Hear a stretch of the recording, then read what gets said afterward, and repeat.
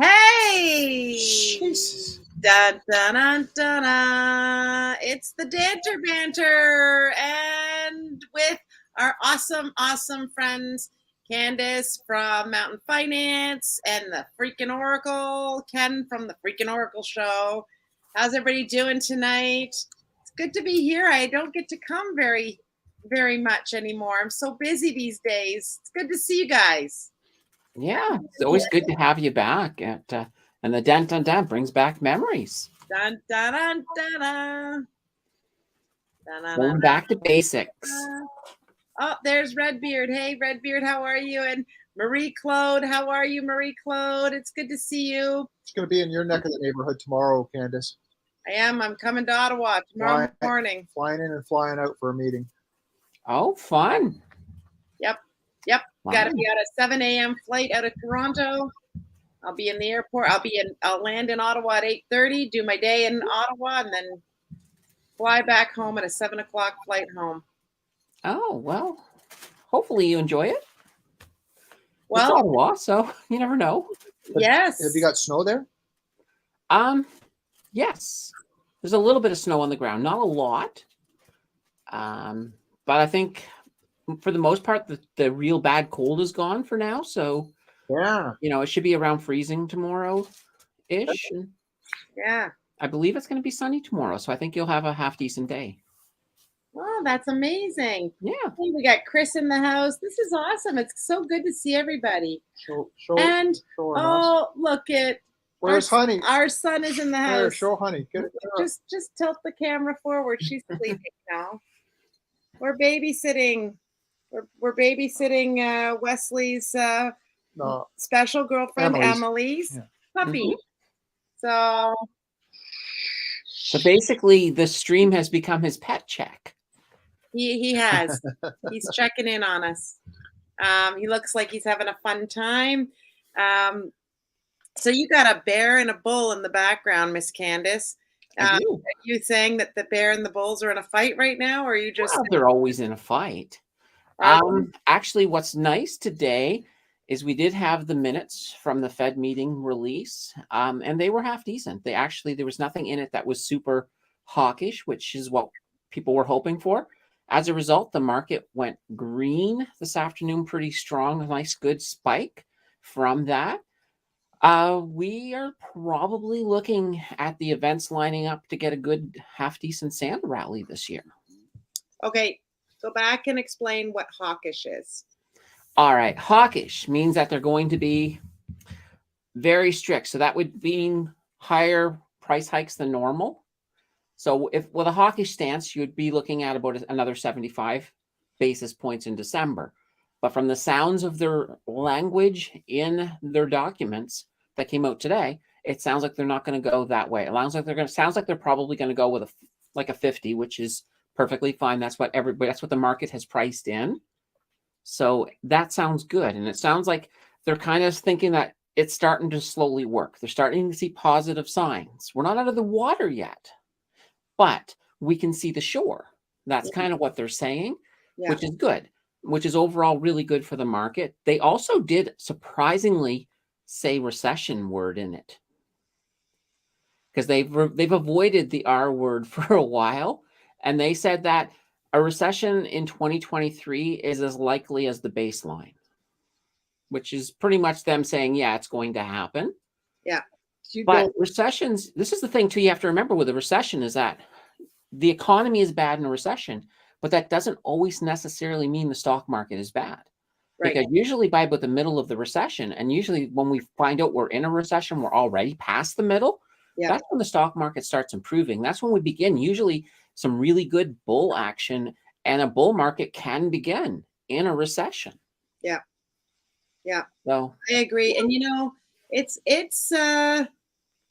one of those funny things that, when you watch all of the people, like all the YouTubers and the various people that we've over the last 2 years have come to know and trust with their information, they always say that buy the dip, or this is the time when all the money's being made. I actually truly believe that, I think it's as painful as all of this is. It is the time when if you can just ride it out, weather the storm. But most people aren't positioned to weather it out, and it comes down.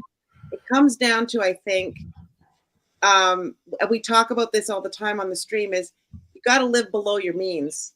You do. And if you think about it, when they say that millionaires are made in these type of markets, it's true. But the problem is, as you said, a lot of the people who are on the lower end of the income spectrum, they don't have that money to be putting in these stocks that are 40% down. They don't have the money to do it. It's either, put money that's going to turn into some wonderful money later, or eat. And sometimes that's what it boils down to. But now people who do have income to invest, those are the ones who are going to be making a killing by getting their money into some of these stocks. Like you take, we'll just take Intel, for example. Intel's down since the beginning of the year. They're down about 49, I believe, 49%. So that's a lot. And that's a blue chip company that is not going to go bankrupt. They have so much integration within PCs. And they've also now signed a deal with Brookfield. So they're looking good. And that's going to be a stock that will rebound. You mean Brookfield Financial? Yeah, Brookfield. Brookfield Management Assets. Oh, okay. Yeah. Brookfield Asset Management, sorry. Yeah, they have a deal with them to create 2 facilities, one in Ohio and then a mega facility in Germany for chip manufacturing. And then the terms of the deal is that Intel owns 51% of these facilities and Brookfield Asset Management owns 49%. And that's how they would split the profits as well on these 2 avenues. So they've got some smart stuff in the line. But that was just an example. Like that's, there's a lot of companies like that, especially in the tech sector. Companies that are not going, like Google is not going to go under. Google's going to come back. Amazon's going to come back. They're not going under. So there's a lot of great stuff out there. It's almost like kids in a candy shop. Yeah. No, there's a lot of good deals. There's a lot of good things going. It's been interesting. We've been watching. I don't get an opportunity to watch much on YouTube anymore because I'm so stinking busy at work. But I got watching just this morning a little bit on Anthony Pompliano and how he feels about Bitcoin, because we talked a bit about the crypto space last week with Tim Perry, and Anthony Pompliano is still very much in favor of like the fundamentals, the things we all loved about Bitcoin have not gone away, and they are weathering quite the storm right now, and they're doing it, and it's doing it like holding steady. The fundamentals haven't changed about that product. The big thing you have to do is you have to divorce Bitcoin from the exchanges. The exchanges have been run horribly awful with the whole trying to create a fractional reserve banking system with them, lending out your Bitcoin. That just doesn't work. But Bitcoin itself, the fundamentalities of Bitcoin are strong. And if you sort of ignore the giant pumps we had last year, because that was just all of that extra retail money that had no place to go. If you ignore those, Bitcoin's actually not doing that bad, really.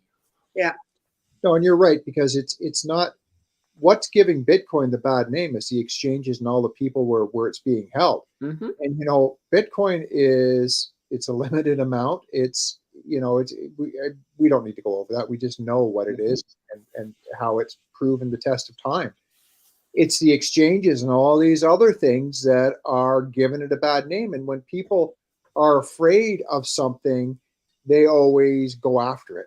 Didn't you post something in the Facebook group today, Tim, about which company was it that is now going to be offering to custody your crypto?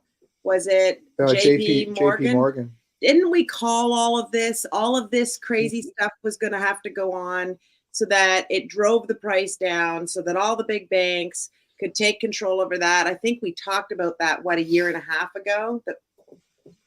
I'm pretty sure it was JP Morgan. I'm just pulling it up. I believe it was. I did see the article that Tim put up. So, well, you figure that I think that when we started our stream back in, good Lord, whenever, there were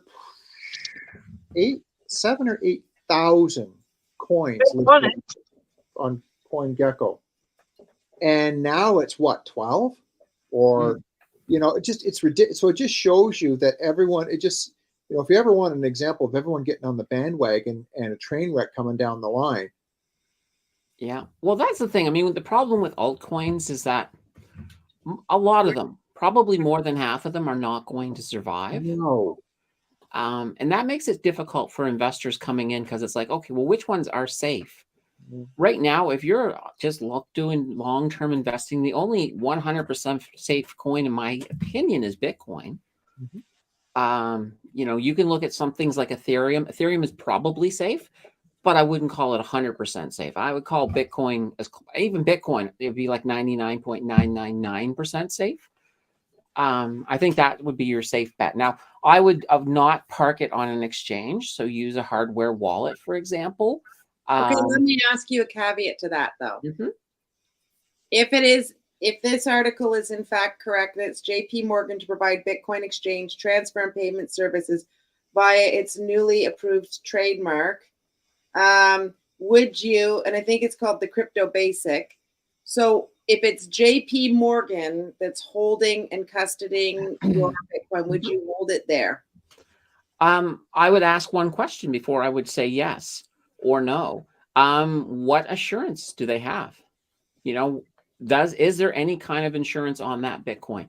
So if something happened that they went under, I want to make sure there's an insurance, so I'm getting my money back. Yeah. If there's not, then I'm not parking it there. Then it's going to a hardware wallet. Yeah. If you're not going to trade it, there's no sense it sitting on an exchange. Well, right. Exactly.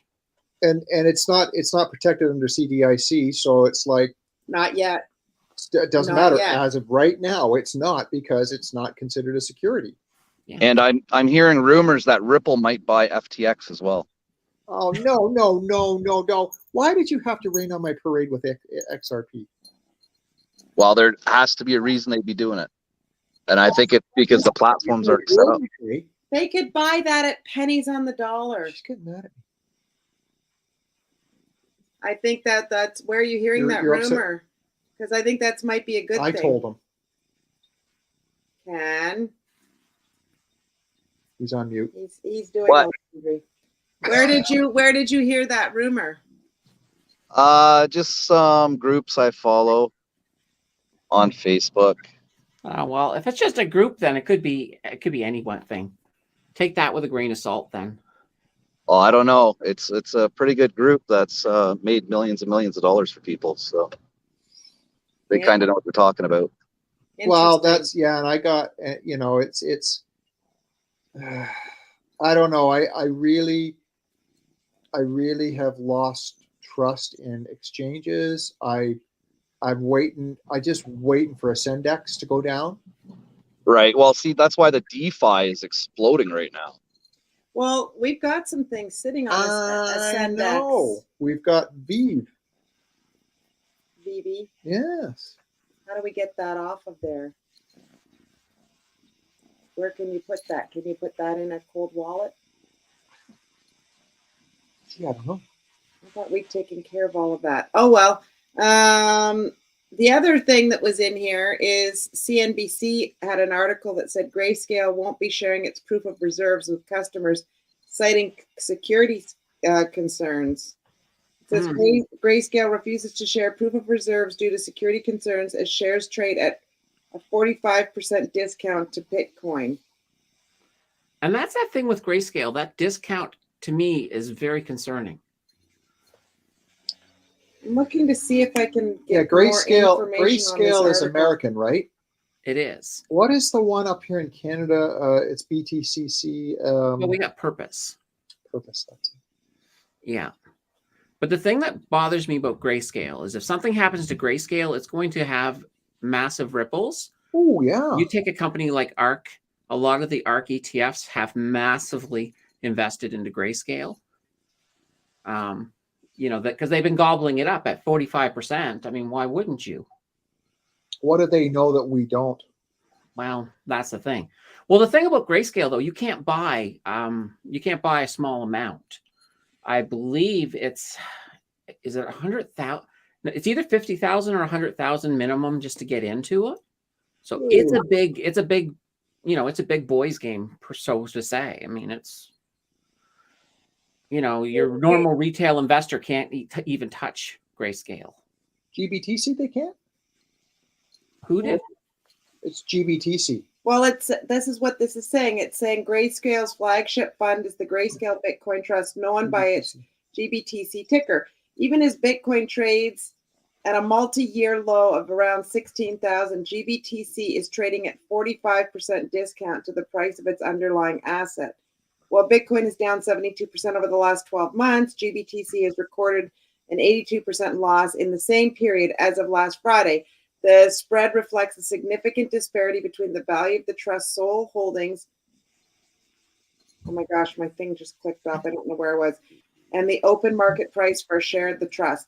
In its statement Friday, Grayscale said that each of its digital asset products is set up as a separate legal entity and reiterated that those digital asset products are stored under the custody of Coinbase Custody Trust Company. Mm-hmm. So I don't know. It just says that it goes on to talk about a whole bunch of legalities around this, but I don't know. You're right, Candace. Like Grayscale, like it's gonna be really bad if something bad happens. Hey, you know what? Is it offline or far-fetched to say this is the too big to fail of the cryptocurrencies? Well, but here's the thing too. I even recently, Kathy Wood has been gobbling up Grayscale like crazy. So whether you love or hate Kathy, you can't deny she's a very smart investor. So I think if there were currently danger, like if there was imminent danger with Grayscale, I think she would have some inkling of that. I would hope that she would have some inkling of that. Yeah. So the fact that people like her are still gobbling it up probably means that it's safe. But all it takes is for Bitcoin to go up, for those Grayscale, for the GBTC to go up, and they can cash out, just bring it right back down to reality again. Just it's no different than manipulating gas prices. Well, that's the thing. It comes down to if people are buying it at a discount and it goes up, where's that extra money coming from when people start cashing out at the same time? Yep. But a lot of the people who are in it, though, have no intention of cashing out. They're just looking at that actual price, especially when you've got it in your ETFs. Yeah. Like I look at it, and part of it is, I mean, some people could think we were really stupid for not cashing out way back when. I go back to the amount of tax I would have to pay on that. It's not worth it for me at the moment. And this was a long-term investment hold for me. I mean, my goal would be to, as quickly as possible, accumulate as much Bitcoin as possible, because I'm looking at that as my future retirement funds. Right. So if you would have sold at the all-time high and even paid tax, would you not be in the realm of purchasing 2 Bitcoin at this point in time instead of 1? I don't know, Ken, because my tax bracket is so damn high. Like, I don't know. And then you got the income. See, everybody's situation is different because we got the rental income from right. Like it sounds grander than it is. Like it does sound, and I'm not trying to make like grandiose statements, but I've watched this stuff like crazy and think, I don't know, I'd rather just sit on this, and we're still in a profit position because we bought it so long ago. But you see, here's what I would have done if I wanted to sell something like that at a high price where I'm going to create a whole bunch of a big taxable event. I'm then going to look for some stinkers that are losers in my portfolio to see if I can balance some of that tax out. So do some tax loss harvesting. That way there I can do a rebalance on some of the bad stocks. And, the fact that we went into a bear market means that right now is a great time to sell some stocks at a loss to move them somewhere else if you've got some big gains that you made earlier in the year that you want to balance off of your books. Yeah, we don't have anything. I mean, yeah. Yes, that's a very good strategy. It's a very good strategy. We didn't do that. We're just long-term holders of it. Yeah. And that's okay too. Well, you'll be good. we're not going to get to 100,000, this year, but eventually, that we will get there. It is a limited quantity, and once there is regulation in place and you start to get the institutional money flowing in, you'll be back up there again. You just have to be patient. I think regardless of what happens, I think just the world events and the culture in the world, regardless of whether it truly gets a ruling from the SEC, is going to push Bitcoin up sooner or later. Yeah. Oh, I think it's going to. I think so much has happened and so many people have been affected that there's no way that there won't be some amount of regulation coming in the future in the US. No. I mean, I know even in Canada, there's stuff right now. I think there's a private members bill right now that's being discussed in the House of Commons about some regulation for Bitcoin. So Yeah. it's going to happen. Yep. And at the end of the day, we're still DCAing in that DCA challenge we started last year. I know we don't post up a lot of things about it, but Tim's still doing it. And if you've been in the community and you picked something, hopefully you've been doing the DCA with us, because you've been doing it religiously. How many times? Twice a day. I started off at once a day, and now I'm up to twice a day at $10. $10 early morning, like really early morning, and then $10 at night. And of course, we have our Shakepay. I saw that Redbeard in the comment. Redbeard said he was up to 600 days, which is exceptional.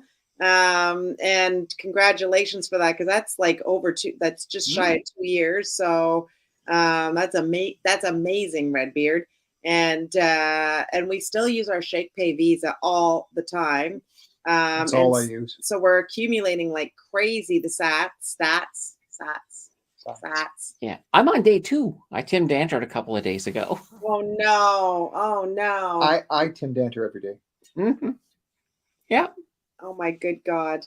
Anyway, so there's lots going on. Can we talk for a minute about Donald Trump throwing his name into Well, I thought the you were hat? going to talk about Russia planting subs off the coast of Canada. When did they do that? NORAD has said they're starting to plant their subs in this Pacific and Atlantic oceans. The submarines? Yeah, the ones go underwater. Well, Yeah. When you said subs, I wasn't sure whether there was something meant something else. I just wanted to verify. I'm tired. Sounds like a bunch of baloney to me. Wrong type of sub. I was gonna say, isn't it usually It's assorted.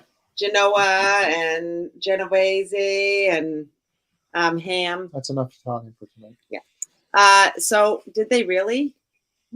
How many? And should we be worried about it? And which coast? Over in BC?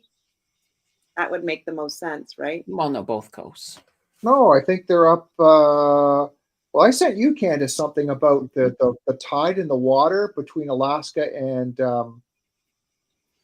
Alaska and Russia.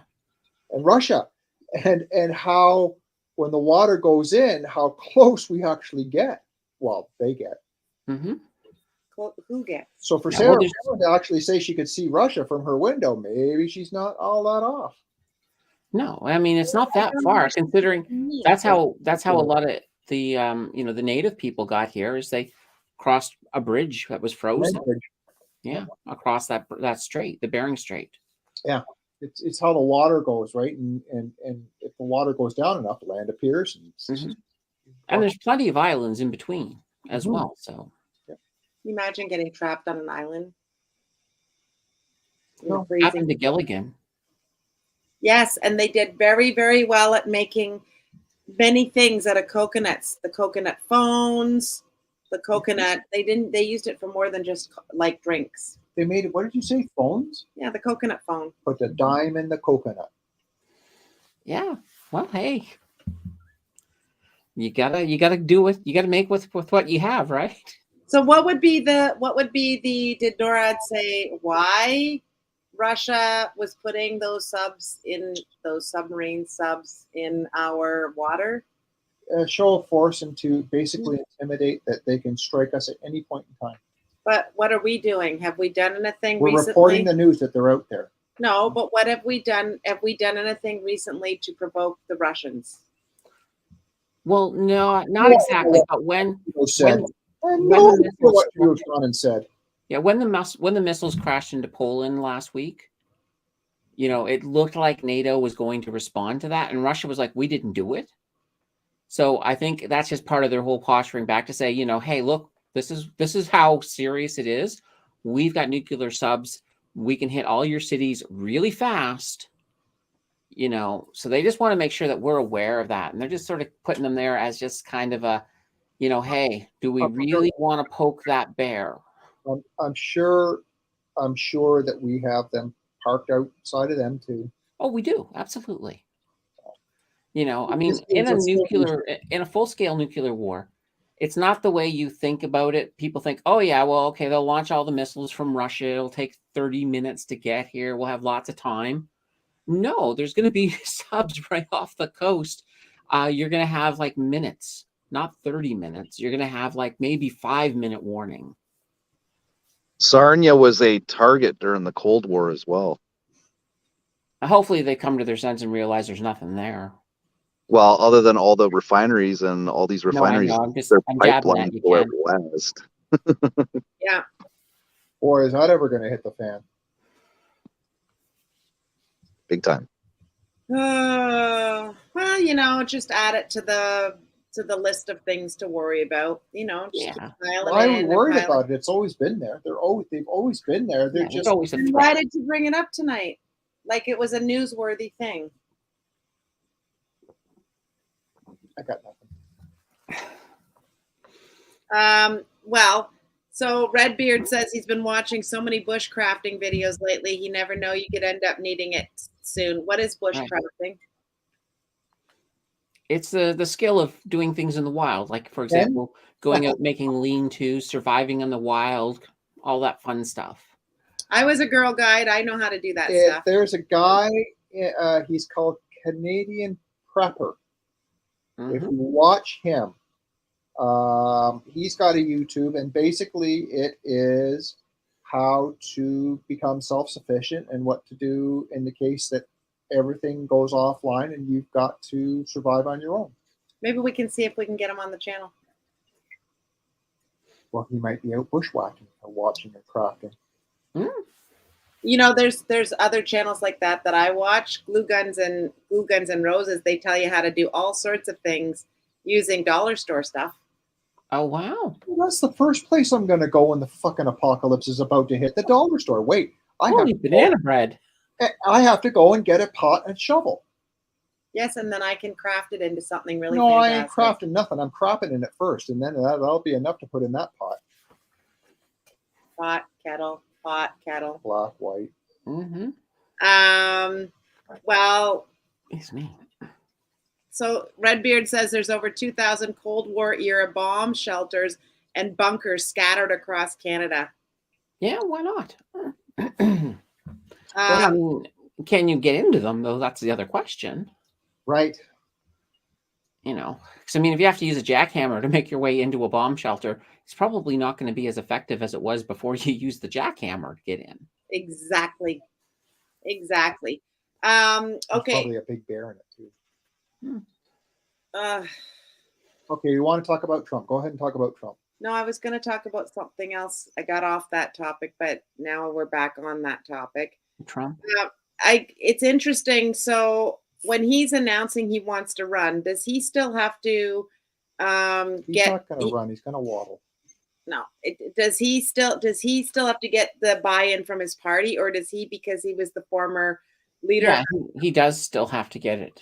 And there are other Republicans who are definitely probably going to run against him. DeSantis. Yeah. Now he's been sort of trying to intimidate them not to. But now he's the type that if he didn't get the buy-in, he'll probably say, I'll just run independent and take it from both of you. That's the type of person he is. Split the vote. Yeah. What in that case there, he would just run it as an independent. We'd have to see whether or not, he could beat whether Biden says he's going to run again. So, and I think Kamala Harris just came out this week and said that she planned to run with him again. So, no. It looks like it's going to be the same show. So, Well, we get to have we have 2 years of listening to them go at each other mm, to the point where you don't really like any of them by the time it's all Was said it and is done. 2024 the next 2024, right? Yeah. yep. And I mean the poor Americans, it's their Thanksgiving tomorrow, the American Thanksgiving. Mhm. And you know, it's just a really they got a lot going on down there.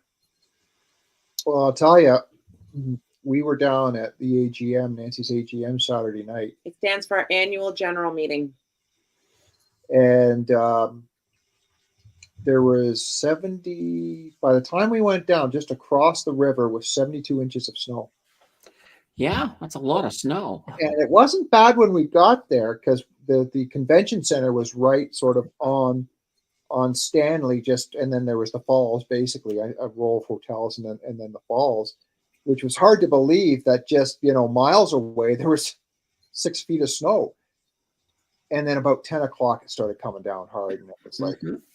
yeah, we better leave. Yeah. It was pretty darn interesting getting out of there. And most people don't know the geography, but we got 25 minutes down the road into Grimsby, and it was like nothing ever happened. Wow. And guess what Tim saw in the sky? Yeah, The meteor. Oh, okay.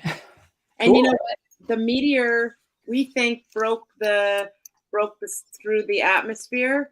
The night before we were in bed. It was the middle of the night. I don't even know what time it was, but we heard the loudest bang. I swear to God, it sounded like 2 transport trucks had banged into each other. And we're on a very, very tiny road, and then there's the lake, and it woke not just us up out of a dead sleep, but the dog started barking. Like it was really crazy. Well, it wasn't even technically a meteor. It was actually an asteroid. What's the difference between a meteor and an asteroid? Size. It was bigger than a typical meteor. Most meteors are pretty darn small. Yeah. Oh, are they? I thought they were bigger. They're not, eh? No, asteroids are bigger. I mean, like the thing that killed the dinosaurs was an asteroid. So this was a very small asteroid. Where did it land? Did it blew up in the air, from my understanding? Which is probably what we were hearing. I thought it hit a Honda in Scarborough. No, I don't think it hit a Honda in Scarborough. Anyways, Right. it was pretty. We didn't know that that's what it was until the next day when I was watching CP24, and we see the images of the asteroid shooting across behind the CN Tower, and then there was other cameras in Toronto that picked it up. So I don't know what time it was, and clearly neither of us looked at the clock to go. You bolted out of bed and ran to the I thought front sure as door. anything there'd been a car crash. Yeah. So, interestingly enough, in Norway, there was one a couple of nights ago as well. So I don't know if these were related in any way, shape, or form, but yeah, that's crazy, eh? Because that's what we still don't know what the data was from when they sent that rocket up, eh? Remember they aimed it at an asteroid? Oh, right. Yeah, the one to try to move it. Yeah. We still they have to study. The problem is that after its encounter, you don't get the data immediately. You have to then watch that rock and recalculate its trajectory to see if it changed. But you need enough data points before you can make any kind. And where we're talking about making small movements, it means that they may have to watch the asteroid for a year before they know whether or not it worked. Wow. That's crazy. Yeah, well, that's the whole thing, though. The object is when you make a tiny, tiny change, and if something was going to hit us in 40 years, that tiny change over 40 years may be enough that it won't hit us. Well, that's amazing. So that's kind of the whole idea. Whereas if we have less time or less notice, we need to find a more drastic approach to dealing with an asteroid that's going to potentially come in and say hello. Like a giant tennis racket? No, that wouldn't work. Why? I really didn't think I had to explain that one, but just kidding. They're really hard to arm.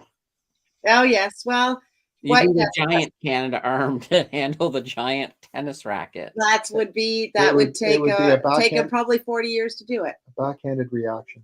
Yes. speaking of technology and technological solutions, we've got in 2 weeks, so not next week, but the following week.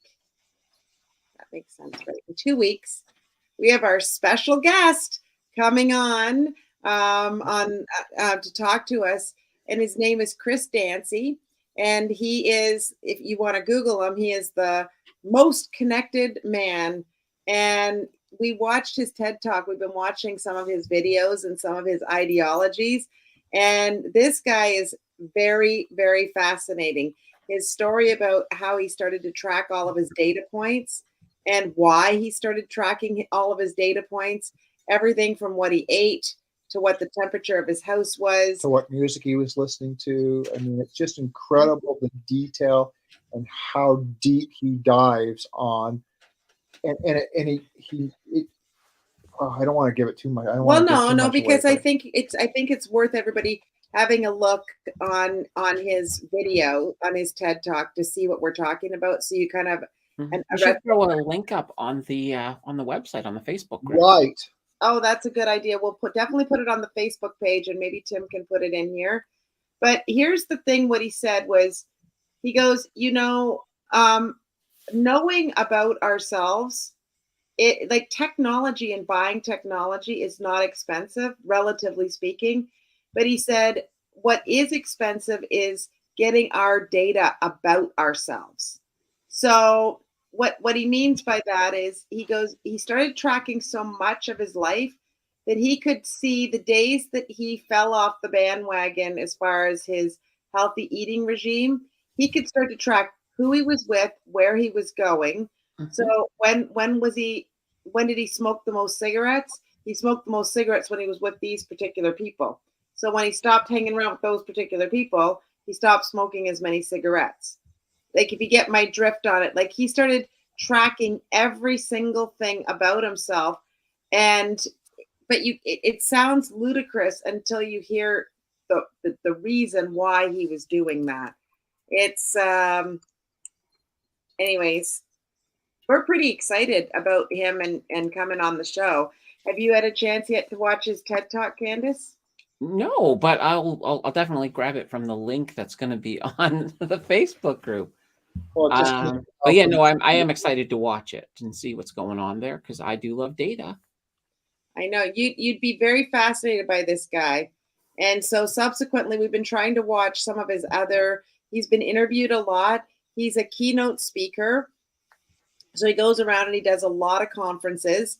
And one of the things that I loved about what he talked about was the story about technology being used for the good versus technology that we don't even realize what it's being used for. And that story of what he believes, and I'd love for him, I'm hoping he'll be able to repeat that story about the new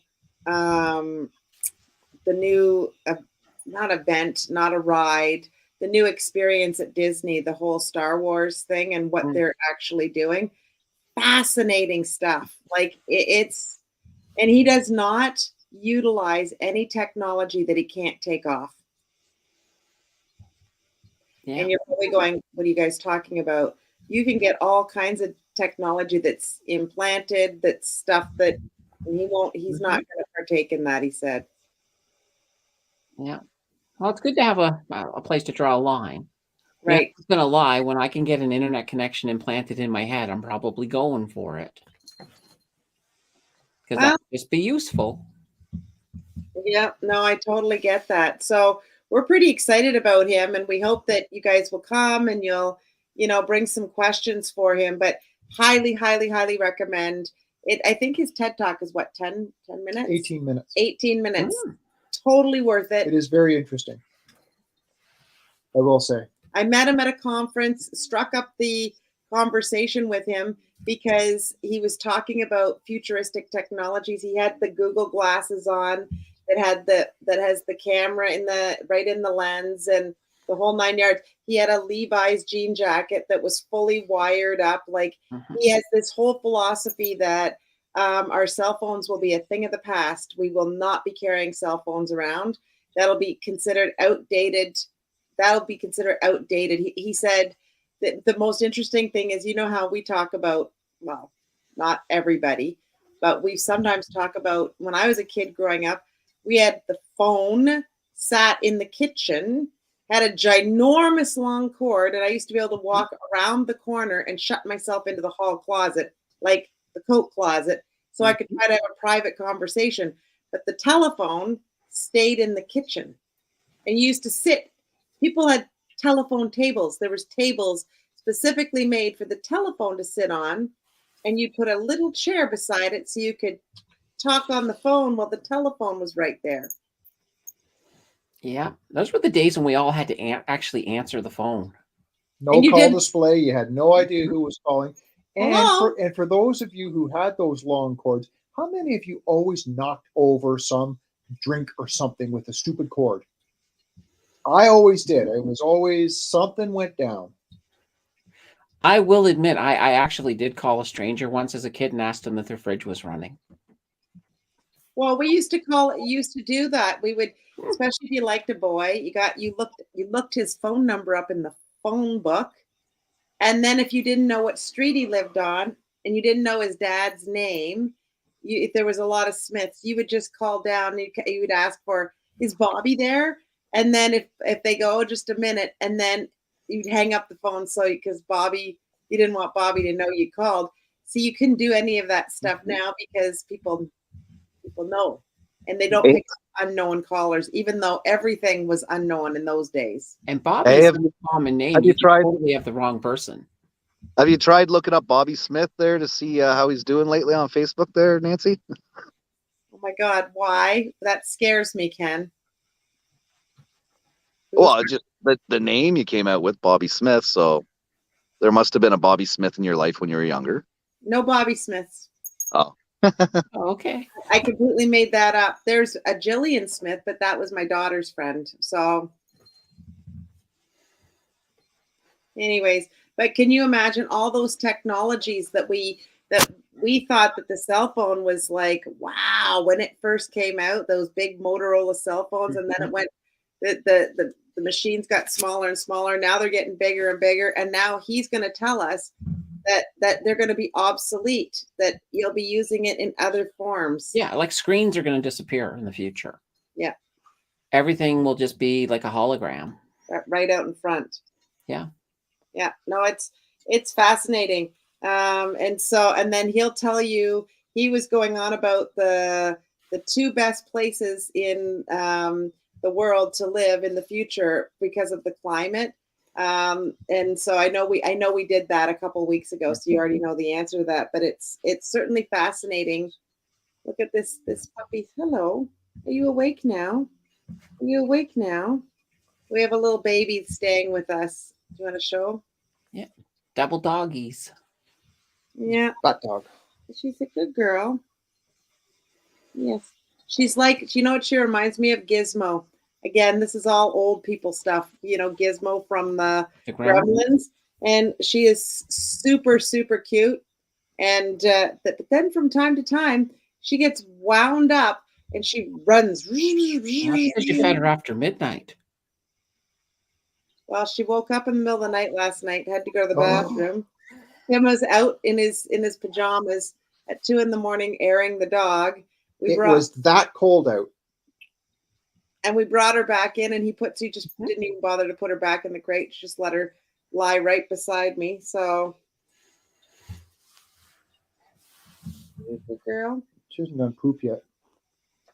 Good. Oh. Perfect. So we got puppy power going on here tonight.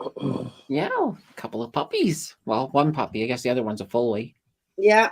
No. So, all right. So what else is going on? What's going on with your driving? Yeah. Well, next lesson is next Monday. Okay. So, then I got another lesson the following Monday, and then that's the end of that part. And who is the instructor now? Somebody new. I don't know what his name is. Okay. So how many lessons have you got? A brand new instructor? No, I think he's the second person out of the Riverside location. Oh. So, and so how many lessons have you got left to do?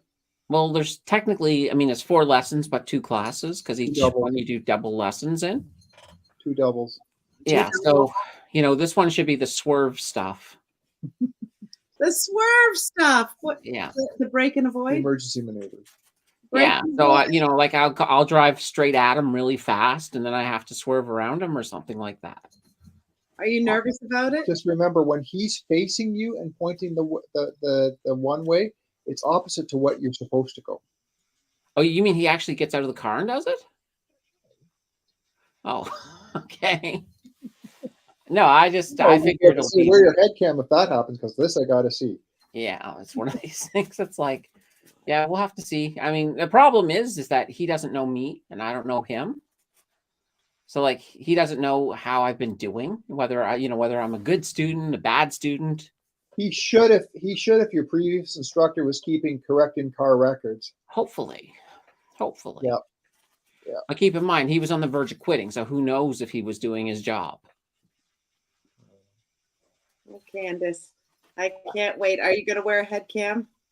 No, I'm not going to wear a head cam. I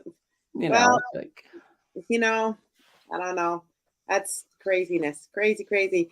So what else is happening in current events? Because I literally have been off the grid for all of this stuff. Well, Donald Trump is back on Twitter again. Yes, I did hear that. Yeah, basically Elon threw a poll up and said, should I let him back on? And it won by like 51% of the vote, so we let him back on. Elon Musk is getting a lot of airtime. I do hear this regarding what he's doing or not doing, or he's pretty hard on his employees. He's pretty hard. Yeah, he's lost a lot of employees. He put out an ultimatum and they didn't like it, so like 1,500 quit. Yep.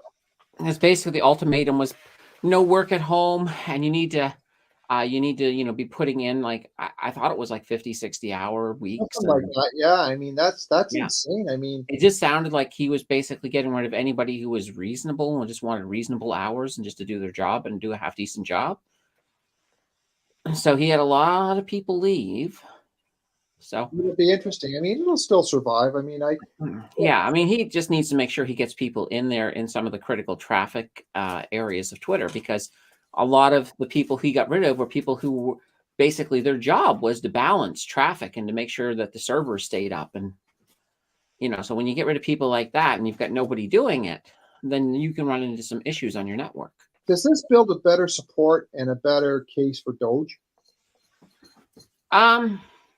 I don't think so. No? At least not yet. It really comes down to what he does with his whole payment thing. Because right now he's been taking a shot at YouTube saying that, hey, content creators, come over. I will pay you more than YouTube does. But I don't think anybody's taking him seriously. Are you gonna do it? Are you gonna go over there? No. I mean, what I would do is if there's no exclusivity, so if I can do both and I can just re-upload my video in 2 spots, then sure, why not? If I'm gonna get paid there too. Well, you have quite the Twitter following. How many people have you got on Twitter? 24,000, something like that. Come on. Yeah, it's a lot. Oh.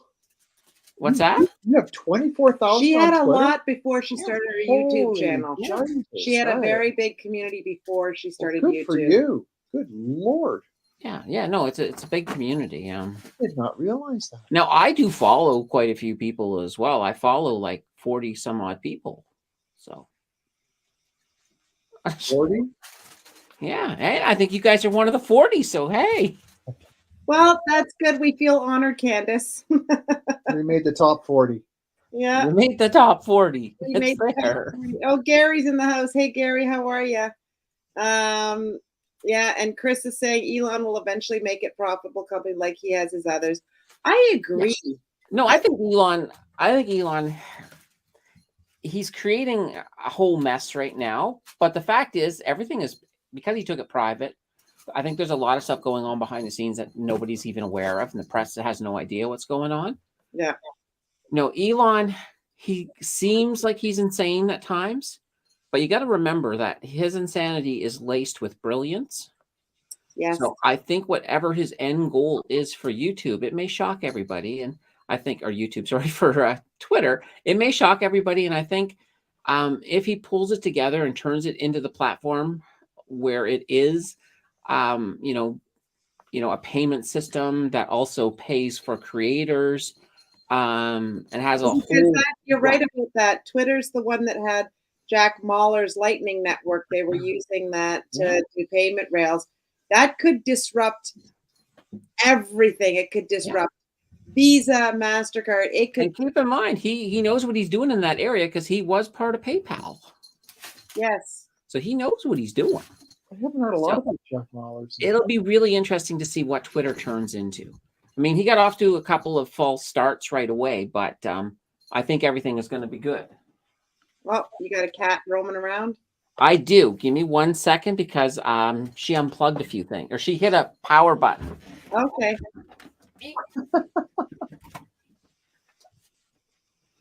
Funny. That's funny. Zap. Yep. There we go. All of a sudden, cat goes flying through the air. Well, that's a funny thing. She turns off the power, but it's like everything is still recording, everything is still going, and I think you guys can still see me. I don't know, but then I can't see you guys because the monitors went off. Oh, that's funny. No, well, I would say that the whole Elon Musk thing, everybody is making him out to be public enemy number one because of all this stuff that he's doing. And I agree with you. He's got some brilliance there that most of us don't understand. And when you've got brilliance, you do make a mess before you recreate something. So what do you like? I bet you we will be sitting here 2 years from now and we will be talking about, do you remember when Elon Musk first bought him? We all thought he was an idiot and he was firing all these people. Now look what he's done. And this we brought to you from this community. So if you want to buy some Twitter, well, I guess it's private. You can't do that. Yeah, it's private right now, but give him time. Let's see what he's gonna do. Yeah. It'll be interesting to see what he does as the elections and stuff heat up. Yeah. Well, here's the thing too, is he's big on free speech, but he also has to make sure he doesn't get biased about it because he is a Republican. That's where that's where most of he's been promoting them. I know with the primaries, he was like, vote Republican.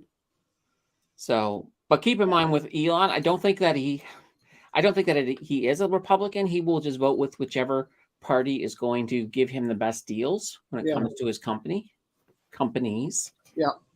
So that's where I think, if the Democrats were going to give him better tax deals, he would go with them just as fast as he would go with the Republicans. So. Yeah. No, it's all good.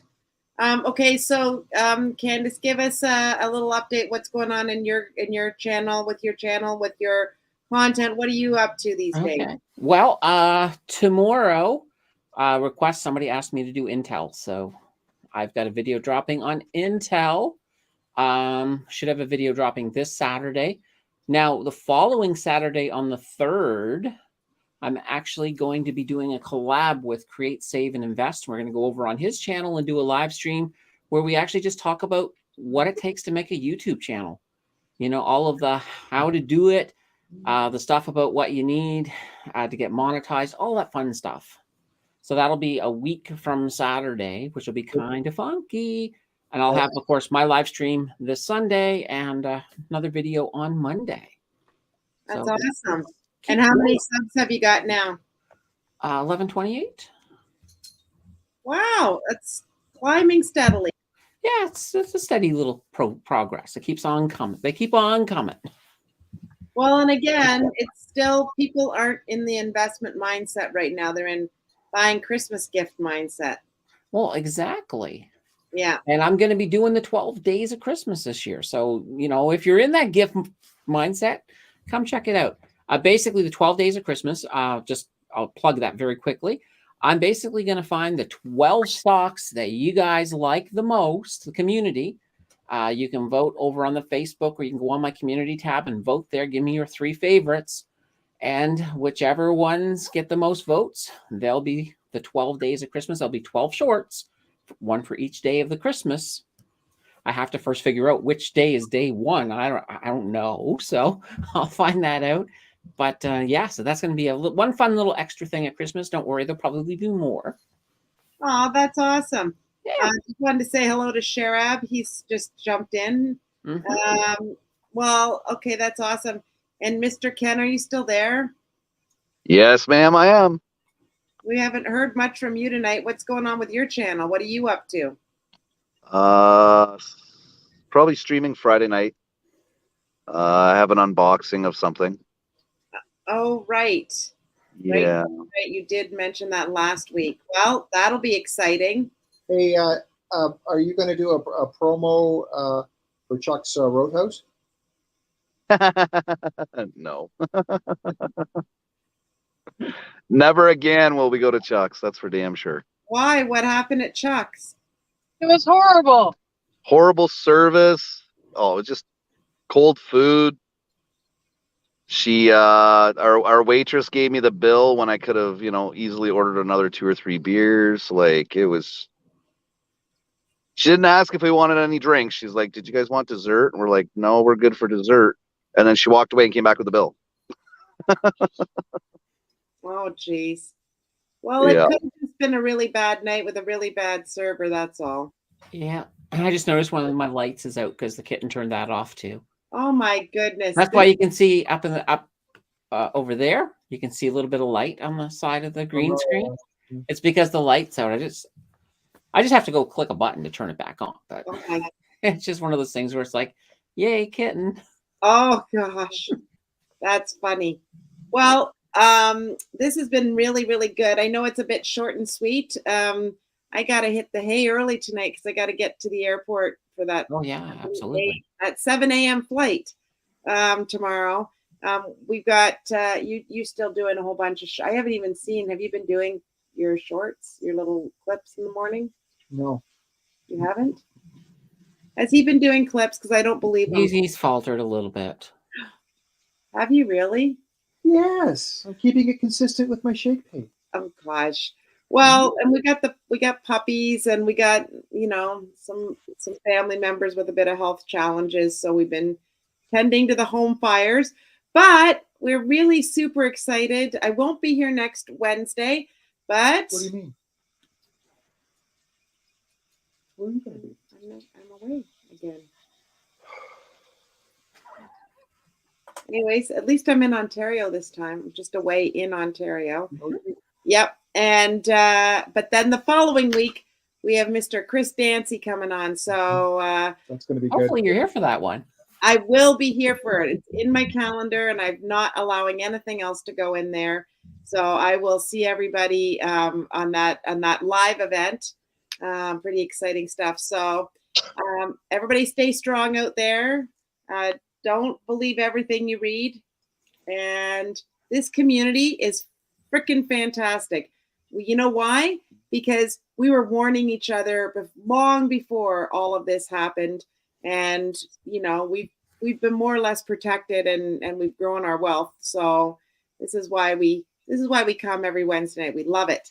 Anyways, thank you, everybody, for participating tonight. Those on the panel, those in the chat. Super exciting night.